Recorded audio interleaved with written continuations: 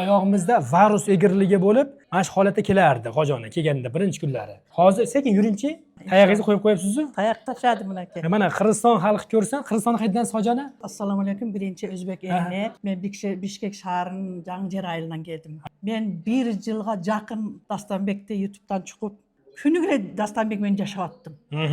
Ko'rgan sayinle o'ruv ayqqanday bo'laverdi. Sog'ayishni boshladingiz.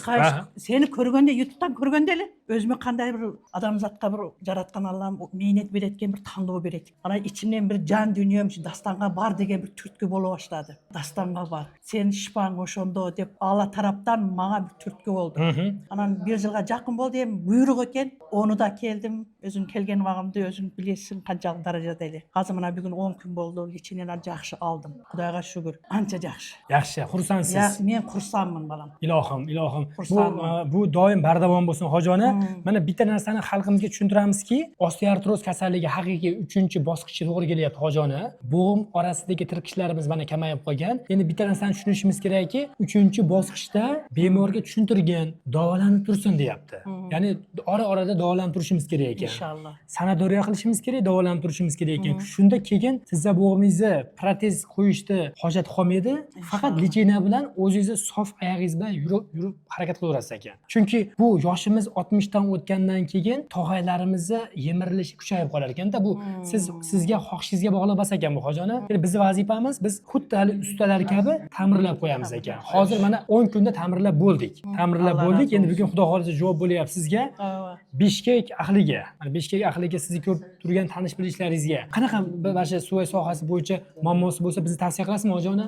O canım balam, canım menin. Bizde bir söz var. 1000 yolu o'qcha, 1 yolu ko'r degan söz var.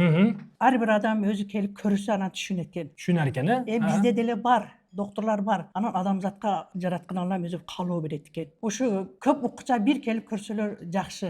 Biroq shifa tavat ekansin. Ilohim. Men ova al deytler, bul deytler, biroq ishaynim bar. Yaratgan Allohim buna yuragim bilan chin ixlos men kelsang shifa bar ekan. Anan eng aytarim balam bunda. Buni aytib o'tmasak bo'lib o'tirgan so'zda birinchidan shu doktorlarning ma'milasi balam. Muomalasi. Ma'mila o'zincha bir lecheniya turadi. Shirin so'z, yaxshi so'z, o'zingning ma'milang. Ana bunday ishtagan qiz medsestradan tartib to janağı poljugan yecelerden beri mamilesi. Şunca adamda özüge tartib razı kılat ekan. Bu özünçele bir lecheniya turbayı.